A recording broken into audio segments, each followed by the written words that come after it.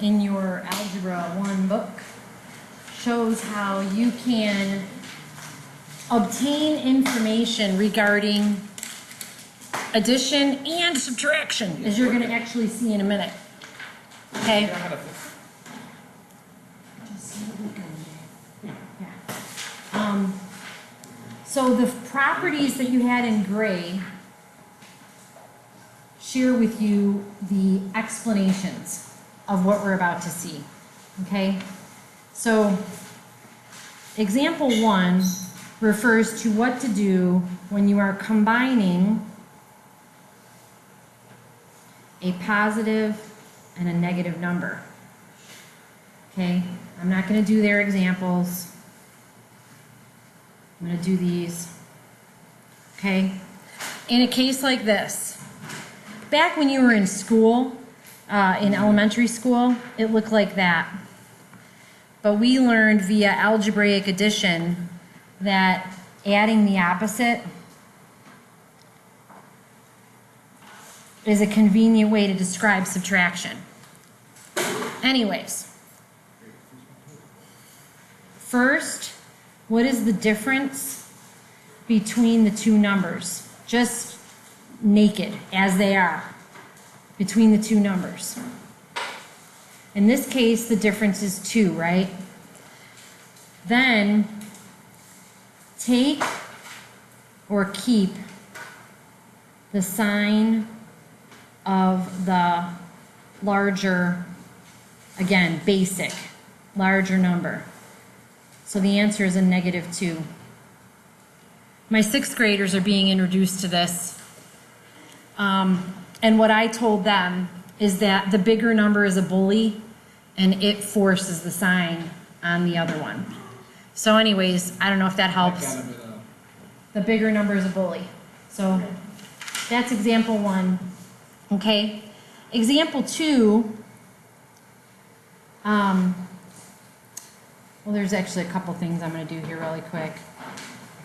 The identity property of addition, which you guys already learned, states that a number plus 0 is still going to be the number, right?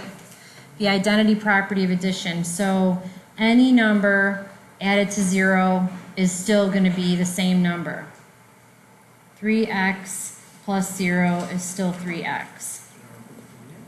Okay, yep. And another item within my example 2 deals with opposites. The sum of 2 opposites is 0.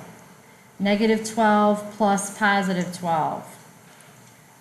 997 plus -997. And on we go. Okay? So we just knocked the first 2 examples out of the park.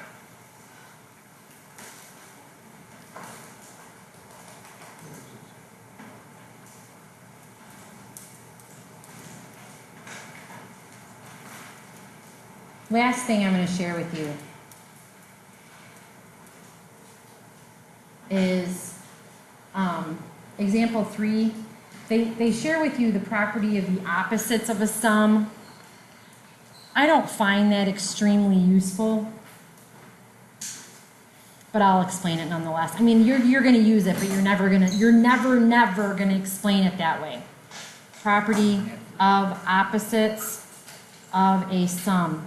So if I take 2 numbers, like let's say -2 plus 6. In other words, the opposite of this sum, it's the same thing as saying -2 plus -6, which in the end is -8.